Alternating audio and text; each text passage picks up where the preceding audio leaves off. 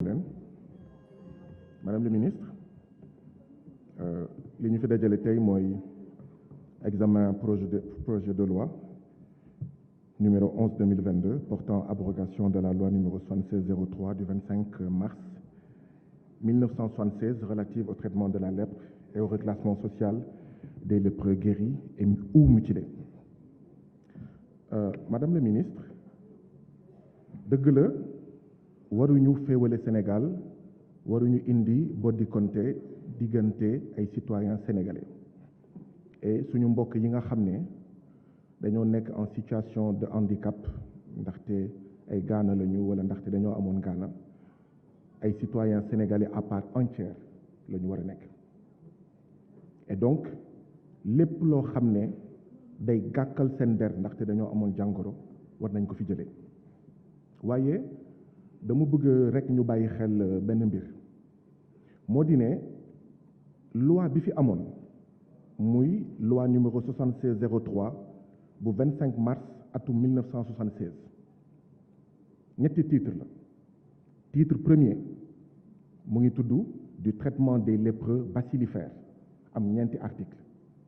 titre 2 du reclassement social des lépreux et mutilés muy benn article titre 3 disposition commune et finale muy 5 articles mais boo xoolee waxtaanu commission bi ak waxtaanu fii lépp mu ngi jëm ci village de reclassement des lépreux or comme ni ma la ko fàttalee ñetti titre la deuxième bi rek moo ci wax ci village de reclassement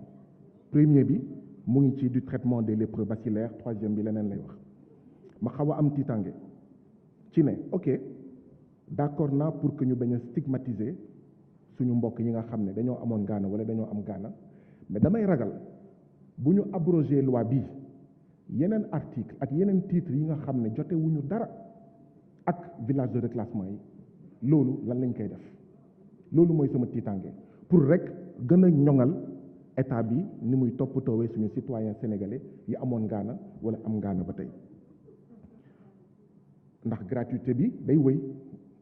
mais xëy na am na mais damay poser question bi ndax admission forcée de tout malade réfractaire au traitement ou qui présente un danger de contamination ndax day wëy ndax suñu mbokk yi amoon gaana wala am gaana ndax ñoom ñëpp am nañ carte d'égalité des chances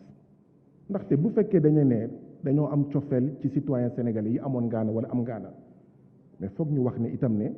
sur 1 million de personnes handicapées ci Sénégal 100 000 cartes d'égalité des chances la ñu defar 100 000 cartes d'égalité des chances ndax lan xam naa ne neexul ci dégg ndaxte ñenn ci gouvernement bi dañuy sàcc xaalis bi ndaxte ñenn ci directeurs yi dañuy sàcc xaalis bi ndaxte président Macky Sall moo jiitu ci détournement alalu Sénégal moo tax pour 1 million de citoyens sénégalais 100 000 cartes d'égalité des chances dong la ñu def donc am coofeel ci ngaana yi mooy saytu xaalis bi ni mu waree ngir ngaana yi xaalis bi war a jëm ci ñoom suñu mbokk yooyu mu dem ci ñoom madame le ministre interpellé leen naa la fii ay weer ñaari yoon waa centre de traitement des épidémies bu Ziguinchor CTE ci jamono mbas mi ba léegi 16 travailleurs